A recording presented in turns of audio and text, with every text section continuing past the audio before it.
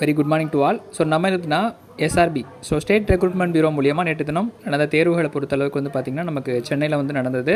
இந்த தேர்வுகள் நிறைய பேர் வந்து ஒரு விதமான கான்செப்டில் வந்து மேக்ஸ் வந்து அதிகமாக கேட்டிருந்தாங்க அப்படின்னு சொல்லியிருந்தாங்க.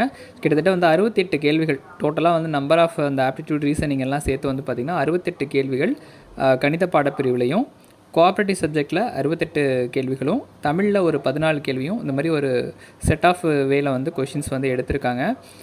68 அப்படின்றது வந்து பார்த்திங்கன்னா ஈக்குவலண்ட்டாக கோஆப்ரேட்டிவ் சப்ஜெக்ட்டுக்கு எவ்வளோ டஃப்னஸ் கொடுக்கணுமோ அதே மாதிரியே மேக்ஸில் வந்து கேட்டிருக்காங்க, மேக்ஸ் ரீசனிங்கில். ஸோ இந்த டஃப்னஸ் அப்படின்றது வந்து எக்ஸ்பெக்ட் பண்ணவே இல்லை யாருமே. ஸோ நம்மளும் கூட சொல்லியிருந்தோம் 25 கணித கேள்விகளுக்கு மேலே கேட்கறதுக்கான வாய்ப்புகள் குறைவு அப்படின்றதையும் பதிவு செஞ்சுருந்தோம். இந்த தடவை என்ன நடந்தது அப்படின்றதுனே யாருக்குமே வந்து யூகிக்க முடியல. ஏன்னா ஒரு மெயின் தீமாக இருக்கிறது இந்த கோஆப்ரேட்டிவ் டிபார்ட்மெண்ட்டில் கோஆப்ரேட்டிவ் சப்ஜெக்ட் தான். ஸோ 100 கேள்விகள் அப்படின்றது தான் வந்து ஒரு வெயிட்டான பேட்டர்னாக இருக்கும். கோஆப்ரேட்டிவ் சப்ஜெக்ட் கொடுக்குற இம்பார்ட்டன்ஸ்ன்றது அதுதான். ஸோ ஏன்னா இத்தனை வருஷம் 1 இயர் அந்த கோர்ஸை படித்து நம்ம வந்து அந்த எக்ஸாமினேஷன் எழுதுகிறோம். ஜஸ்ட்டு வந்து ஃபார்மாலிட்டிக்கு கேட்குற மாதிரி இந்த கோஆப்ரேட்டிவ் கொஷின்ஸ் வந்து கேட்டிருக்காங்க. அது நிறைய மாணவர்களுக்கு ஒரு அதிருப்தி தர விதமாக தான் இருக்குது. எல்லாருமே படிச்சுட்டு இருந்த மெயின் கான்செப்டாக படித்தது கோஆப்ரேட்டிவ் சப்ஜெக்ட்டு, தமிழ் ஜிகே படிச்சிருப்பாங்க. மேக்ஸ் வந்து 20 கேள்வி வரும், ஸோ ஓரளவுக்கு திங்க் பண்ணி அடிச்சிடலான்ற மாதிரி தான் அந்த இதை வந்து அணுகியிருப்பாங்க. ஸோ இது வந்து யாருக்கு ஃபேவராக இருக்கும் பார்த்திங்கன்னா, டிஎன்பிஎஸ்சி ஆல்ரெடி ப்ரிப்பேர் பண்ணுற கேண்டிடேட்டுக்கும், ஸோ மேக்ஸ் முடித்தவங்களுக்கு, ஸோ எம்எஸ்சி மேக்ஸ் முடித்தவங்க, பிஎஸ்சி மேக்ஸ் முடித்தவங்க, இன்ஜினியரிங் முடித்தவங்க, மேக்ஸ் எனக்கு நல்லா வரும் அப்படின்ற ஒரு கான்செப்டில் இருக்கவங்களுக்கு மட்டும் இந்த 68 கேள்விகள் அப்படின்றதுமே முழுவதுமாகவே எளிமையாக இருந்தது அப்படி தான் சொல்லணும். ஏன்னா அந்த ரீசனிங் கொஷின்லாம் அவங்க டக்குன்னு பார்த்த உடனே ஆன்சர் பண்ணுற மாதிரியான கொஷின்ஸ் தான். ஸோ ஃபஸ்ட் டைமு ரொம்ப வருஷம் கழித்து வேலைவாய்ப்பு இல்லாமல் டிஎன்பிஎஸ்சி இல்லாமல் இந்த லைனுக்கு வந்தவங்களுக்கு இது ஒரு பெரிய ஒரு ஹோப் கொடுக்குற மாதிரி இருந்திருக்கும். கோஆப்ரேட்டிவ் டிபார்ட்மெண்ட் மாதிரி நம்பி கிட்டத்தட்ட வந்து 1 இயராக கோஆப்ரேட்டிவ் சப்ஜெக்ட் மட்டுமே மெயின் தீமாக படித்தவங்களுக்கு இது ஒரு பெரிய ஒரு ட்ராபேக்னே சொல்லலாம். ஸோ வெயிட் பண்ணி பார்க்கலாம். கம்மிங் சாட்டர்டே கூட வந்து நமக்கு டிசிசிபி மற்றும் டிஆர்பி எக்ஸாமினேஷன் வந்து நடக்க போகுது. அதுக்கும் இதே மாதிரியான பேட்டர்னில் இருக்கும் அப்படின்ற மாதிரி தான் நம்மளுடைய இது வந்து இருக்குது, எக்ஸ்பெக்டேஷன் இருக்குது. ஸோ அதனால் என்ன டாப்பிக்லேருந்து கொஷின்ஸ் மேக்ஸ் கொடுத்துருக்காங்களோ அதெல்லாம் ஜஸ்ட் ரீட் அவுட் பண்ணுங்கள். அந்த கொஷினை மறுபடியும் ப்ராக்டிஸ் பண்ணுங்கள். உங்களுக்கு அதே தான் கேட்க போகிறாங்கன்றப்ப ஆல்டர்னேட்டிவ் கொஷின்ஸ் தான் அதே டாப்பிக்லேருந்து கேட்பாங்க. அதனால் அந்த கொடுத்துருக்கிற மேக்ஸ் 68 மேக்ஸ்னால் அந்த 68 மேக்ஸையும் நீங்கள் இண்டிவிஜுவலாக சால்வ் பண்ணி பாருங்கள். அதுவே உங்களுக்கு வந்து ரிப்பீட்டடாக வந்தது அப்படின்னா உங்களுக்கு எக்ஸாம் பாயிண்ட் ஆஃப் வியூவில் ரொம்ப சப்போர்ட்டாக இருக்கும். ஸோ இந்த முறை 68 கேள்வியில் 40 கேள்வி தான் நல்லா போட முடிஞ்சுது, மீதி கேள்விகள் எனக்கு தெரியல, ஸோ அப்படின்ட்டு இருக்கிற மாதிரி இருந்ததுன்னா இந்த தடவை சால்வ் பண்ணிங்கன்னா அடுத்த டைம் சனிக்கிழமை அட்டன் பண்ணும்போது எக்ஸஸாக ஒரு 10 கேள்வியோ இல்லை 15 கேள்விகளோ அட்டன் பண்ண முடியும். ஸோ அதனால் இந்த ஒரு டைம் வந்து யூட்டிலைஸ் பண்ணி இந்த கொஷின் பேப்பரை வச்சு ப்ராக்டிஸ் பண்ணுங்கள். ஆன்சர் கீ வந்து பார்க்கலாம். ஸோ தமிழ் ஃபஸ்ட்டு வந்து நான் எடுத்திருக்கேன். அந்த தமிழ் வந்து ஆன்சர் கீஸ் வந்து புக்ஸை வச்சு செக் பண்ணி தான் உங்களுக்கு வந்து இந்த ஆன்சர் வந்து நம்ம டிக்டேட் பண்ணுறோம். ஸோ பார்க்கலாம். மலைப்படு கடாம் நூலில் டேஸ் அடிகளை கொண்டது, எத்தனை அடிகளை கொண்டதுன்னு கேட்டிருக்காங்க.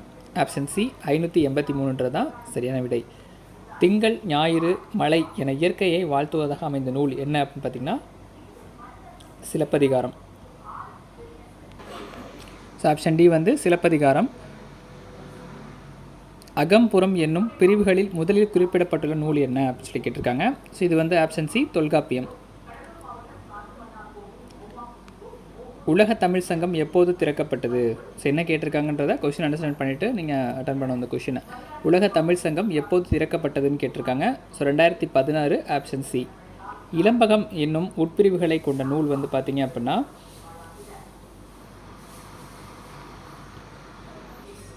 Option D Seevaka Chintamani. பெரியார் விதைத்த விதைகளில் பொருந்தாதவை என்ன அப்படி கேட்டிருக்காங்க. இதை வந்து பார்த்திங்கன்னா குடும்ப நலத்திட்டம் ஆப்ஷன் ஏன்றது தான் பொருந்தாத ஒரு இது. பாக்கி எல்லாமே வந்து பெரியார் அவர்களுடைய இதில் தான் வந்திருக்கு. ஸோ பெண்களுக்கான இடஒதுக்கீடு, கலப்பு திருமணம், இது எல்லாமே அவங்களுக்கான அந்த கோட்டில் வந்தது தான். ஸோ ஆப்ஷன் ஏ மட்டும் குடும்ப நலத்திட்டம்ன்றது பொருந்தாதவை.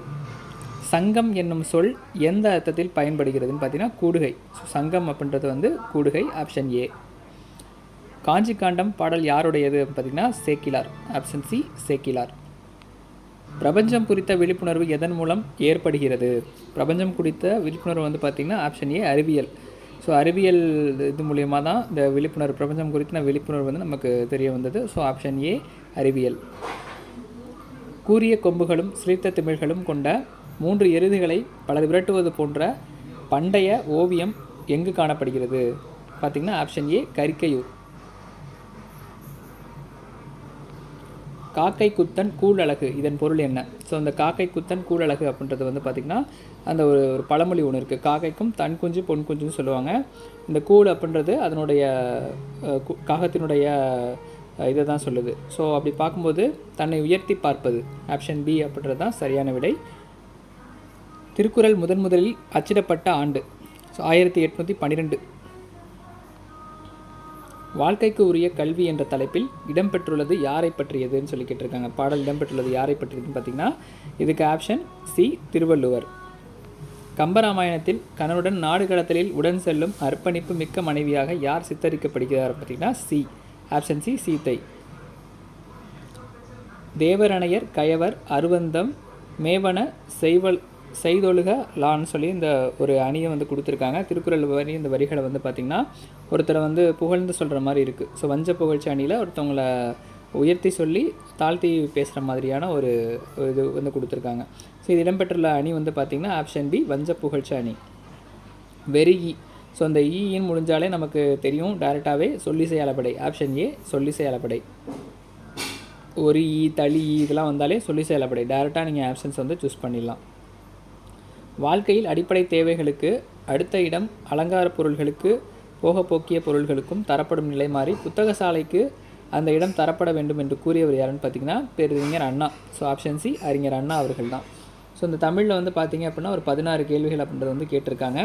ஸோ அடுத்தடுத்த வீடியோவில் வந்து மித்த டாப்பிக்கும் வந்து டிஸ்கஸ் பண்ணலாம். இதில் 16க்கு எத்தனை கொஷின்ஸ் நீங்கள் கரெக்டாக பண்ணியிருக்கீங்கன்றதை கமெண்ட் செக்ஷன் வந்து கமெண்ட் பண்ணுங்கள். ஸோ அடுத்த எக்ஸாமினேஷன் டிசிசிபி மற்றும் டிஆர்பி. ஸோ அந்த எக்ஸாம் ப்ரிப்பேர் பண்ணுறீங்கன்னா இந்த கொஷின்ஸை ரிப்பீட்டடாக பார்த்துட்டு ஸோ இந்த டாப்பிக்லேருந்துலாம் நீங்கள் எக்ஸஸாக கொஞ்சம் பார்த்துட்டு போகிற மாதிரி இருங்க. ரிப்பீட்டட் கொஷின்ஸும் வந்து வரலாம். ஸோ அதனால் தொடர்ந்து இந்த கொஷின் பேப்பர் டிஸ்கஷன் இன்றைக்கி ஒரு நாள் நீங்கள் வந்து ப்ராக்டிஸ் பண்ணி பார்த்தீங்கன்னா கூட பெட்டர் ஆப்ஷனாக இருக்கும். தொடர்ந்து சேனலை வந்து ஃபாலோ பண்ணுங்கள். அடுத்த வீடியோவில் என்னென்ன அப்டேட்ன்றதை தொடர்ந்து வந்து பார்க்கலாம். நன்றி, வணக்கம்.